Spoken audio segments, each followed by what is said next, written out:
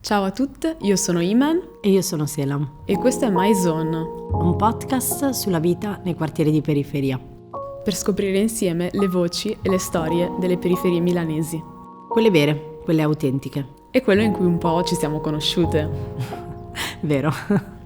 Grazie per essere ancora qua con noi, questa è l'ultima puntata di My Zone Podcast e diciamo che il nostro tentativo è stato quello di affrontare in maniera schietta e onesta, a partire da degli sguardi situati, dall'esperienza di due figlie della diaspora africana cresciute a Milano in quartieri periferici. Abbiamo parlato di musica perché sicuramente la musica è stato un elemento intanto che ci appassiona, che ci tiene insieme, che ci lega, ma anche che ha dato la possibilità di affrontare alcuni temi che per alcuni di noi sono spinosi, nel senso che riguardano non soltanto le nostre vite, ma anche dei percorsi di crescita e di consapevolezza, dal tema della casa, del diritto alla casa, dal tema del razzismo, la profilazione razziale che ancora comunque subiamo e vediamo colpire in Italia. Il tema della salute mentale è complesso da affrontare e ora in qualche modo è un po' meno tabù di quanto lo era prima, se penso anche che solo oggi io riesco a capire alcune cose che ho visto crescendo, per esempio nel quartiere di San Siro, almeno ogni scala ospitava una persona con forti problemi legati alla salute mentale, ma non soltanto legati alla salute mentale, ma soprattutto legati all'abbandono, cioè persone che si erano affidate al sistema sanitario nazionale e che però erano state abbandonate in una casa popolare e senza che nessuno attorno a loro sapesse come interagire con loro, quindi spesso l'isolamento diventava anche un isolamento che gli altri imponevano su di te. E solo adesso, crescendo, mi rendo conto che quelle erano persone che sono fuoriuscite dai manicomi. Sì. E tu, insomma, ti occupi tanto di salute mentale e lo fai anche molto bene. E vorrei un po' capire anche quali sono, secondo te, gli ostacoli che delle ragazze come noi incontrano a partire dai quartieri delle periferie di Milano nel cercare di approcciare alla loro salute mentale. Sì, diciamo che dici bene quando parli di una salute mentale che sia un po' sdoganata, per cui si riesce a parlarne in pubblico, si riesce semplicemente anche solo a verbalizzare queste due parole, salute mentale, insieme. Questo è vero. Una cosa che però mi preme sottolineare è un po' chiederci chi però parla di salute mentale. Dove ne parlano, come ne parlano, no? E questi profili sono vicini ai nostri? La risposta per me immediata è no, perché generalmente chi abbiamo visto parlare di salute mentale in maniera predominante è sempre stata una persona medio borghese, proveniente comunque da dei contesti sociali tali per cui effettivamente un percorso terapeutico è accessibile e quindi ha questo privilegio, questa fortuna. E poi ci sono i nostri contesti, no? I contesti periferici in cui gli ostacoli sono moltissimi, no? Citando un po' la rivoluzione che ha portato alla chiusura dei manicomi e citando Basaglia, lui in primis, no, aveva parlato di come effettivamente sia la miseria alla base di molti malesseri, no? È stata quella la sua più grande intuizione, capire proprio che all'interno dei manicomi potevamo trovare esattamente le stesse persone che trovavamo nei contesti, no, marginali delle città, le periferie. E gli stessi manicomi infatti venivano costruiti in quei contesti, no? Così che tutto rimanesse distante dagli occhi della borghesia dei centri. Questa cosa del fatto che i manicomi venissero costruiti nelle periferie non la sapevo. Sì, tra l'altro Quarto Giaro è alle porte dell'ex Paolo Pini, che è l'ospedale psichiatrico in cui è stata detenuta, mi viene da dire, Alda Merini, la grande poetessa. E questo è solo un esempio. Poi abbiamo l'ex OPG a Napoli e via dicendo, Villa Turro, sempre a Milano. Quindi sono sempre stati luoghi marginali, no? Proprio per rispondere al malessere che si crea nei margini. E no, Basaglia, col suo movimento culturale, ha portato quella che è una delle più importanti rivoluzioni italiane dal mio punto di vista. Se vuoi dare 2 accenni su chi è stato Basaglia? Sì, Basaglia era uno psichiatra che voleva andare avanti il suo percorso di studi in accademia, in università, ma era considerato troppo filosofo, no? Agli occhi dei suoi colleghi. E quindi un po' per questo si è trovato per caso a continuare il suo percorso professionale in manicomio, nello specifico a Gorizia. Cioè lui per la prima volta entra in un manicomio e si trova di fronte agli scenari più assurdi che lui potesse anche solo immaginare, no? Quindi gente contenuta a letto, legata, elettroshock, no? Certo. Costante violenza nei confronti di determinate persone che semplicemente manifestavano un malessere, no? E lui già a Gorizia, nel suo primo giorno di lavoro, esercita quella che è stata la sua più grande forma di ribellione. A fine giornata doveva firmare il documento che tutti gli psichiatri sono tenuti a firmare affinché le persone contenute a letto possano essere contenute anche il giorno successivo. E lui si rifiuta di firmare quel documento, fermamente. E già qua, no, mostra la sua prima ribellione. Una ribellione che poi lo porta a maturare tutta una serie di riflessioni, a comprendere come effettivamente a determinate persone sia stato privato qualsiasi cosa, anche la parola. Nei manicomi le persone non parlavano con nessuno, non si sfogavano, non si raccontavano. Quindi semplicemente ritornare a quella che è l'identità umana delle persone ha fatto sì che lui potesse effettivamente esercitare un cambiamento, prima a Gorizia, poi a Trieste e via dicendo, arrivando alla legge 180 o legge Basaglia, che appunto ha portato alla chiusura graduale dei manicomi, e l'Italia è stato il primo paese a permettere questa rivoluzione.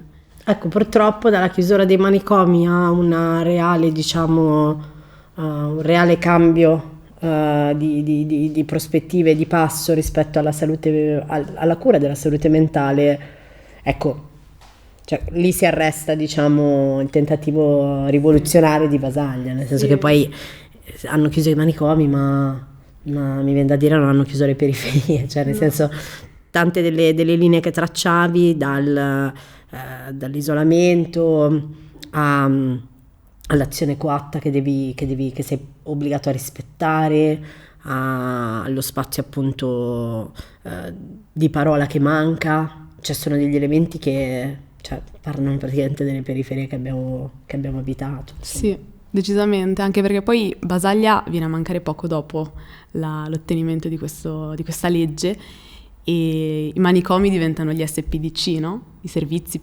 psichiatrici per la diagnosi e la cura, che alla fine diventano semplicemente dei piccoli manicomi dislocati nel suolo nazionale e nelle periferie. Infatti molti psichiatri parlano di manicomi 2.0, in cui semplicemente si è aggiunta una farmacoterapia esagerata, quindi anche un contenimento chimico delle soggettività, e poi si ripresenta il contenimento meccanico, fisico, manca la parola anche qua, perché poi di conseguenza gli operatori sanitari non riescono neanche a sostenere il numero di pazienti all'interno degli SPDC, non riescono a dialogarci, e quindi alla fine ci troviamo di nuovo di fronte a un abbandono, quindi a un ingresso, a un'uscita dagli SPDC, e quindi a riversarsi nelle strade periferiche per poi ritornare nei manicomi 2.0.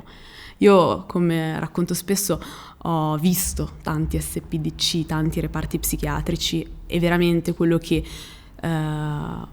vedi all'interno di un SPDC è semplicemente una periferia un po' più piccola, un luogo periferico circoscritto da 4 mura, ma le persone sono esattamente le stesse, quindi persone migranti, donne, a cui viene tolto qualsiasi diritto di esprimere il proprio malessere, persone povere, persone che semplicemente non trovano alcun tipo di supporto all'esterno. Certo.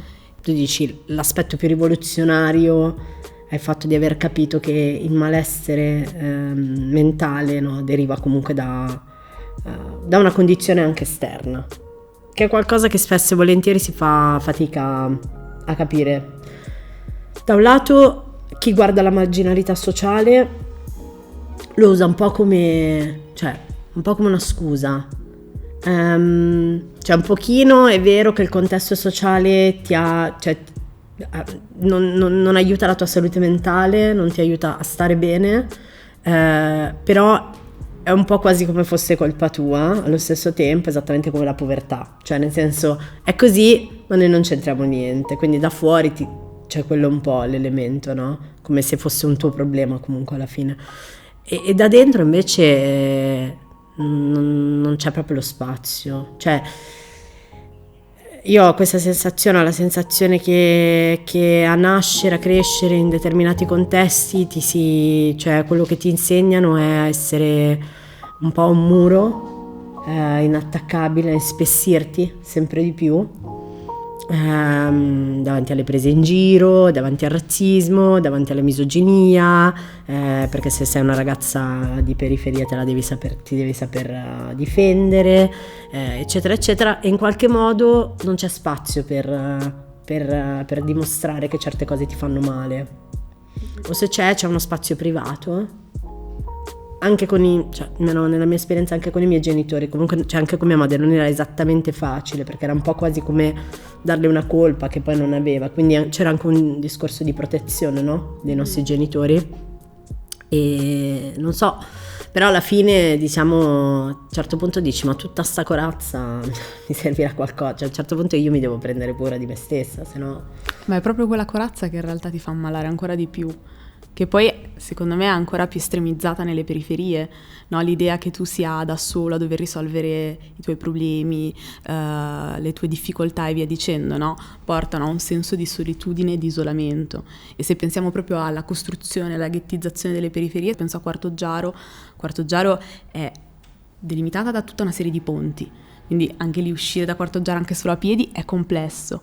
Al suo interno comunque non ci sono così tante attività che una persona giovane può svolgere, attività ludiche, sociali, o comunque un semplice bar piacevole in cui puoi andare a fare 4 chiacchiere, zero. Quindi c'è proprio la costruzione di un contesto che ti isola e ti fa ammalare sempre di più.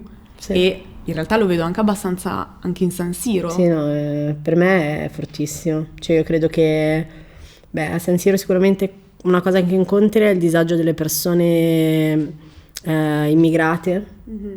Faccio un esempio banale, no? Io per rifare la carta d'identità sono dovuta andare 3 volte all'anagrafe. Ora non l'ho fatto perché era un mio desiderio andare all'anagrafe 3 volte, ma perché incontri e ti scontri con delle limitazioni alle volte anche fasulle, cioè basate sul fatto che ti guardano in un certo modo, che proiettano su di te, no? dei bias, dei pregiudizi, no? In qualche modo che fanno sì che tu in qualche modo ti debba meritare quella cosa, e quindi devi farglielo vedere a ogni ufficiale pubblico, devi fargli vedere che tu hai faticato per ottenere questa cosa, che tu ci tenevi veramente al documento di identità, pensate.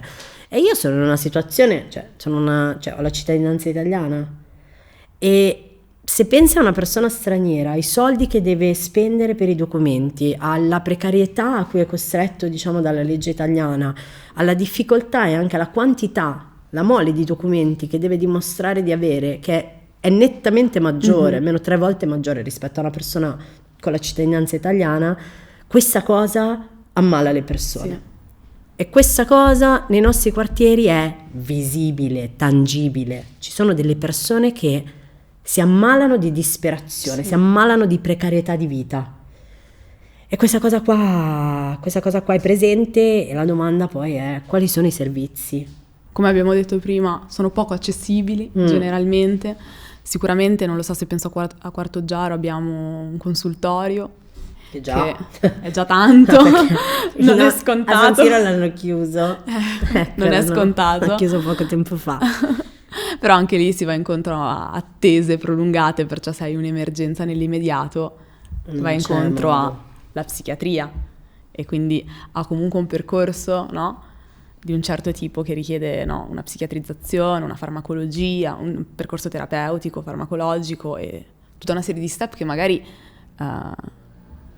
non sono semplici da iniziare, certo. A maggior ragione se poi siamo persone con un background di un certo tipo, e quindi ci scontriamo anche con una psichiatria, una medicina standardizzata su persone bianche e non su persone razzializzate. Questa è una cosa che per esempio nei confronti dei nostri genitori nei confronti della nostra crescita ha anche avuto un impatto importante, perché adesso si parla, di andare in terapia.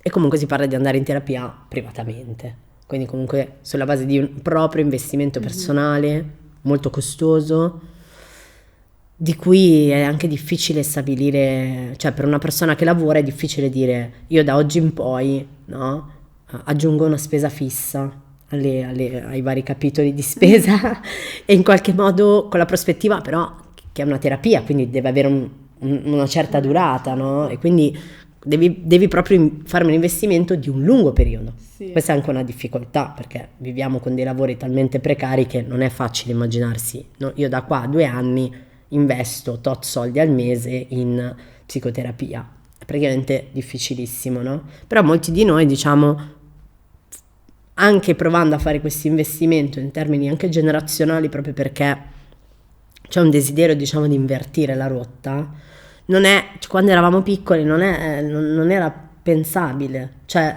avere un peso economico così alto, no? Cioè chiedere alla propria famiglia di fare un investimento economico così alto, cioè per alcune persone era impensabile, è impensabile. A me la cosa che mi fa soffrire è che magari oggi ci siano delle ragazze e dei ragazzi che non si rivolgono, cioè che non chiedono aiuto, che non si rivolgono alla psicoterapia, perché hanno paura di gravare sulle spalle dei loro genitori, no? Cioè, è totalmente così, sì. È totalmente così. Gravare sia dal punto di vista economico che anche di preoccupazioni. Sì, chiaro, perché ovviamente, so come dire, non è andare dal medico di base. Servirebbe lo psicologo di base. Servirebbe decisamente. Ahimè, vedo molto lontano questo traguardo, però iniziare a parlarne è qualcosa, iniziare certo. anche a raccontare le differenze culturali e che cosa queste comportano è qualcosa, e in realtà, dato che siamo in chiusura, mi piacerebbe un po' chiedere alle persone che ci hanno ascoltati se hanno voglia di condividere con noi alcuni aspetti delle loro periferie, dei loro quartieri, se hanno voglia di condividere con noi i propri percorsi anche terapeutici. Insomma, sono certamente racconti molto personali, ma che sicuramente potranno anche arricchire Maison stesso e chissà il suo futuro. E chissà il futuro. Grazie a tutti per essere arrivati fin qui, è stato veramente veramente bello. Grazie. E ringrazio Selam e tutta la squadra di Maison. È vero, là dietro ci sono delle persone che ci hanno dato una mano, e se no non saremmo qui. Sì, Ovviamente Voice Over Foundation, ringraziamo Black Coffee Podcast che ha permesso tutto questo. Esatto. E vabbè, anche la squadra di Moon Magazine, dai. E ovviamente Spazio Mutuo Soccorso, che opera costantemente a Milano per garantire il diritto alla casa.